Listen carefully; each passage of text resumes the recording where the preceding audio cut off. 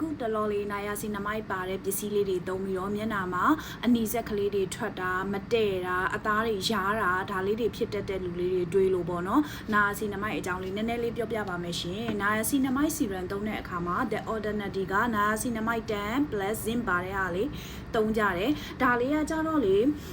ဝက်ချံကြောင့်ညီမြန်းရောင်ရမ်းတာတွေတက်တာပြီးတော့ဝက်ချံကြောင့်ကျန်ခဲ့တဲ့အမဲဆက်ကလေးတွေတက်တာတဲ့ချွေးပေါက်ကျင်းစေတဲ့နာယာစီနမိုက်ပစ္စည်းတော်တော်များများက collagen ထုတ်လုပ်မှုကိုလှုပ်ဆော်ပေးတယ်အသားရည်ကျန်းမာရေးအတွက်လည်းကောင်းလာစေတယ်ဒါပေမဲ့သူကကြတော့ plus zinc ဖြစ်တယ်ဆိုတဲ့အတွက်အသားခြောက်တဲ့သူတွေတော့လုံးဝသုံးဖို့မသင့်တော့ပါဘူးเนาะတကယ်လို့ကိုကအသားလဲခြောက်တတ်တဲ့အမဲဆက်ကလေးတွေပျောက်ချင်လို့နာယာစီနမိုက်စသုံးမယ်ဆိုလို့ရှိရင်เนาะဒါလေးတွေကစပြီးတော့ try တက်ပါတယ်သူကကြတော့နာယာစီနမိုက် 4% လောက်ပဲပါပါတယ်ဒါပေမဲ့သူ့မှာ Sandela ပါတယ်စန်တလာပါတဲ့ဆိုတဲ့အတွက်စန်တလာနဲ့မတည့်တဲ့သူတွေအတွက်ကကြတော့ allergic ထနိုင်ပါတယ်ဒါအကြောင်းကိုကပစ္စည်းတစ်ခုကို skin care တစ်ခုကိုဝယ်တော့မယ်ဆိုရင်ကိုနဲ့ဘာနဲ့တက်မတည့်ဘူးလဲ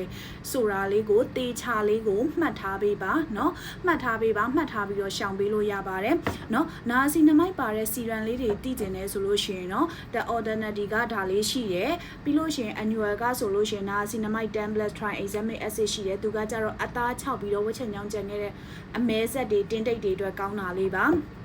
ပြီးတော့ချွေးပေါက်ကြီးတွေကအရန်ကျယ်နေတယ်အနာစီနမိုက်ကလည်းမဖြစ်မနေသုံးရမယ်ပြီးလို့ရှိရင်အသားရည် brightening ဖြစ်တာလေးလည်းလိုချင်တယ်ဆိုတဲ့သူတွေကဒါမှ factory ထက်တဲ့ဒီနာစီနမိုက် 20% လေးသုံးလို့ရပါတယ်သူကကြတော့လေဘလို့လူတွေသုံးရမလဲဆို skin care လုပ်နေကြသူတွေနာစီနမိုက်နဲ့လည်းရင်ပါပြီးသားသူတွေသုံးပေးပါနော်စ try မဲ့သူတွေဆိုလို့ရှိရင်တော့ဒီ 20%ကို recommend မလုပ်ပါဘူးရှင်နော်နာစီနမိုက်ကိုစပြီးတော့သုံးမယ်ဝက်ချံချောင်းကျန်ခဲ့တဲ့အမဲဆက်တွေတက်တာခြင်းနဲ့အသားရည်လေးလည်း brightening ဖြစ်ချင်တယ်ဆိုလို့ရှိရင်